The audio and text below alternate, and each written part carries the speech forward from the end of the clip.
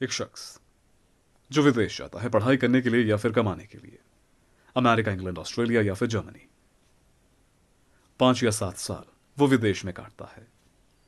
लेकिन फिर जब वो वापस अपने देश लौटता है, तब वो शख्स अपनी खुद की नज़रों में और उसके घर वालों की नज़रों में और उन लोगों की नज़रों में जो उसे जानते हैं, एक ऐसा शख्स होता है जो मंगल ग्रह पर मोहल्ला बसा कर आया है या फिर एलियंस को देसी गाना सिखा कर आया है। इंडिया में पैसा कमाना ये सिर्फ गांव वालों के लिए होता है। इंडिया में इज्जत कमाना ये बैकवर्ड सोच है। कुछ इस तरह की उसकी मानसिकता हो जाती है। लेकिन वो ये भूल जाता है उसकी अपनी शुरुआत कहां से हुई और किस तरह से हुई।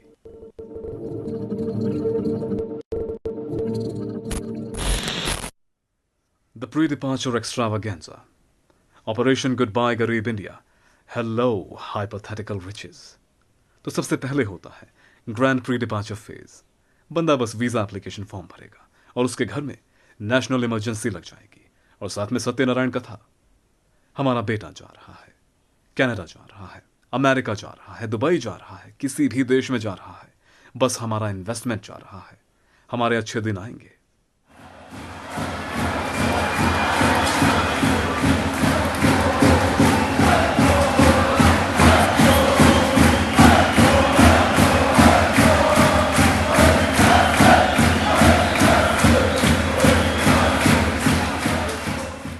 और वो कमाल की शानदार फेयरवेल पार्टी, जैसे मानो कोई ओलंपिक गोल्ड मेडलिस्ट बॉर्डर पर जा रहा हो या फिर कोई महान वॉर हीरो हो।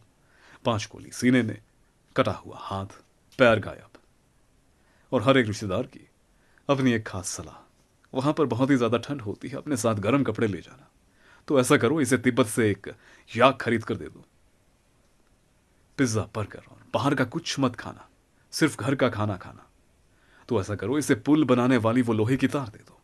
ये अपना घर अपने प्लेन से बांधकर उस देश में ले जाएगा। और हर रोज 50 फोन।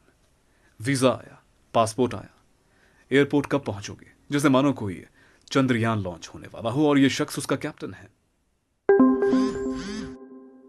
और फिर आती है वो आखिरी आर्टिफिशियल इमोशंस के साथ भरी हुई Instagram post, living my homeland, chasing dreams, hashtag global citizen.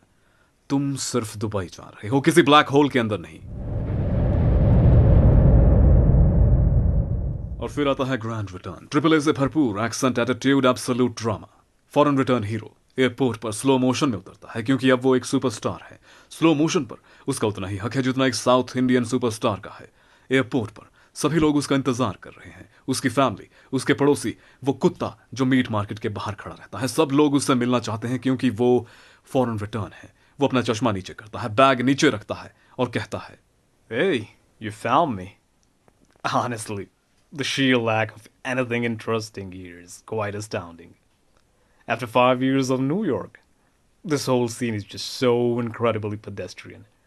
Let's not make this any more tedious than it needs to be. Is the car ready, or are we planning to set up camp here? ये था उसकी नकली accent का पहला वार। वहां खड़े उन लोगों में से किसी को भी कुछ फर्क पड़ा? बिल्कुल भी नहीं। किसी को कुछ समझ में आया? किसी को भी नहीं। उन्हें बस अपना नकली अंग्रेज चाहिए था और वो उन्हें मिल गया। उन्हें बस इतना पता है कि जब वो यहां पर था, I am a boy, this is dog, she is a girl. वो इस तरह से बात करता था। लेकिन अब वो बदल चुका है, वो अंग्रेज है। और असली ड्रामा तब शुरू होता है जब वो अपने असली घर पहुंचता है। हर एक चीज पर जजमेंट, हर एक चीज की तुलना, हर एक चीज पर ज्ञान। और उसकी हर एक बात कहां से शुरू होती है? Back when I was in England, back when I was in Australia. Bungee jumping, sky diving, surfing, crocodile डंडी। स्टीव अर्विन वो तो मर चुका है।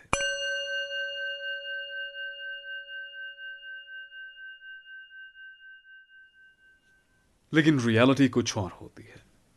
वो सिर्फ दिखाता है कि वहां पर उसकी जिंदगी बहुत ही अच्छी थी। वो वहां पर एक बादशाह था। लेकिन होता क्या है, एक छोटा सा अपार्टमेंट जिसमें 3 रूममेट्स और होते हैं जो पूरी तरह से कंगाल होते हैं। सिर्फ एक वक्त का खाना, वो भी फ्रोजन।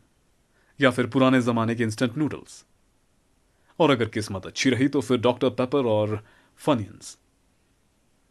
बारिश में साइकिल पर यह कॉलेज जाता है, पार्ट टाइम जॉब में बर्तन धोता है, और फिर वीकेंड में किसी देसी पार्टी में जाकर बटर चिकन खाता है, बियर पीता है, रोता है और घर को याद करता है और खुद को कोसता है, मैं यहां पर कैसे फंस गया। और अभी जो वो कर रहा है वो बस एक नाटक है।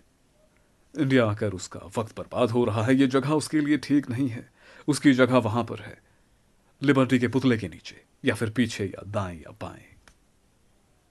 वो अंदर ही अंदर ये जानता है, और वो चाहता है कि उसके घर वाले उसे यहां पर रोक लें, उसे जबरदस्ती यहां पर बिठाएं। अगर वो उससे कहेंगे कि तुम यहां पर रिक्शा चलाओ या फिर सब्जी का ठेला खोलो, उसे वो भी मंजूर होगा। मगर वो इतनी लंबी लंबी फेंक चुका है कि वो कितना बड़ा बादशाह है विदेश में। इसीलिए उसके घर वाले उसे तैयार करते हैं, उसके बैग पैक करते हैं और एक और पूजा का आयोजन करते हैं, और उसे दोबारा उस ही फ्लाइट में लात मारकर बिठाते हैं जिसमें वो यहां पर वापस आया था। Flight service in International Bahamas. Flight down to Nassau today is going to be 16 minutes. We ask you to please remain seated outside with your seatbelts securely fastened for the entire flight. For your safety, this speech 99.